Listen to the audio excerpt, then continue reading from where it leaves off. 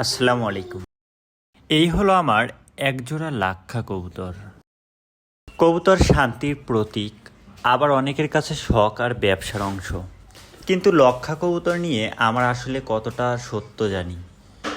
লক্ষা কবুতর সাধারণত তাদের দেহের গঠন, রঙের বৈচিত্র্য এবং আকর্ষণীয় চেহারার জন্য পরিচিত।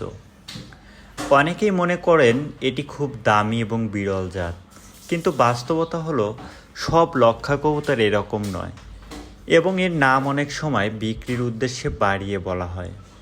অনেক বিক্রেতা লক্ষা কবুতর বলে সাধারণত কবুতরকেও বেশি দামে বিক্রি করেন। সব সুন্দর কবুতরই লক্ষা না।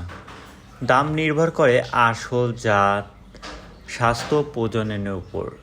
শুধুমাত্র রং দেখে বিচার করা ভুল। তো আমি আসলে এই দুইটা কবুতর অনেক শখ করে দুইটা কবুতর পালি, যেটা আমার বাসার বেলকনিতে আমি পালন করি। এখানে কিন্তু পরিবেশটা অনেকটা মনোরম পরিবেশ। তাদের মাঝে মাঝে ছেড়ে দেই, তারা বেলকনিতে কিছুক্ষণের জন্য তাদের ছেড়ে দেই। তারা এখানে নেমে কিছুক্ষণ খেলাধুলা করে। আবার এখানে খেলাধুলা করতে গিয়ে তারা কিন্তু বেলকনির এই নিচে এখানে তারা অনেক বেশি পায়খানা করে ফেলে, 4-5 বার এখানে পায়খানা করে।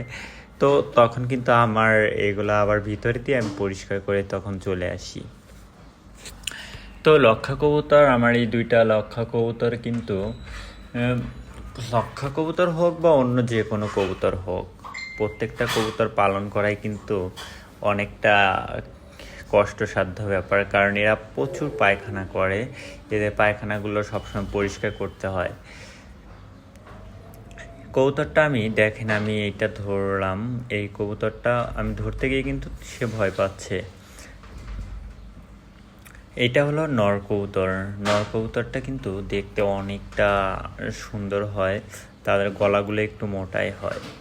আর কবুতরটা দেখছেন, আমার কবুতরগুলো কালকে বৃষ্টিতে না একদম ভিজে গিয়ে তাদের ওই যে পিছনের যে পাখনাগুলো ওইগুলো কিন্তু অনেকটা চুপসে গেছে। কালকে আমার কবুতর পুরোই ভিজে গেছে বৃষ্টিতে।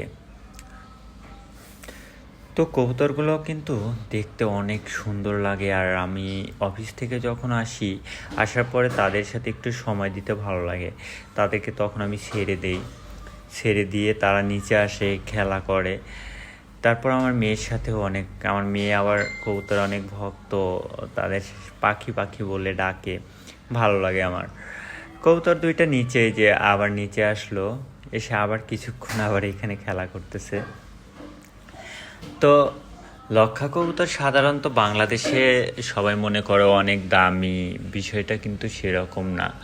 আর কবুতর পালন শুধু শখ নয়, এটা কিন্তু একটা দায়িত্ব। আমি যখন অফিস থেকে আসার পরে আমার দায়িত্বটা থাকে কবুতরের উপর। তাদের কি অবস্থা, খাবার পানি, এগুলো কিন্তু আমার দেখতে হয়। কবুতরগুলো যখন উড়াউড়ি করে তখন এত সুন্দর লাগে। আর ওদের খাঁচাতে আমি মাঝে মাঝে খাঁচা ছেড়ে রাখি, কিন্তু তারা বের হয় না, কিন্তু ওইখানেই থাকে। খাঁচা খোলা থাকলেও বের হয় না। যখন আমি বের করি তখন বের হতে বলি, তখন কিন্তু বের হয়, তাছাড়া কিন্তু খোলা থাকলেও বের হয় না। তো তারপর আমি খাবারগুলো উপরে রেখে দিই। আর এখানে দেখেন, পরিবেশটা দেখেন, এই পরিবেশে আমি কবুতরগুলো আসলে পালন করতেছি।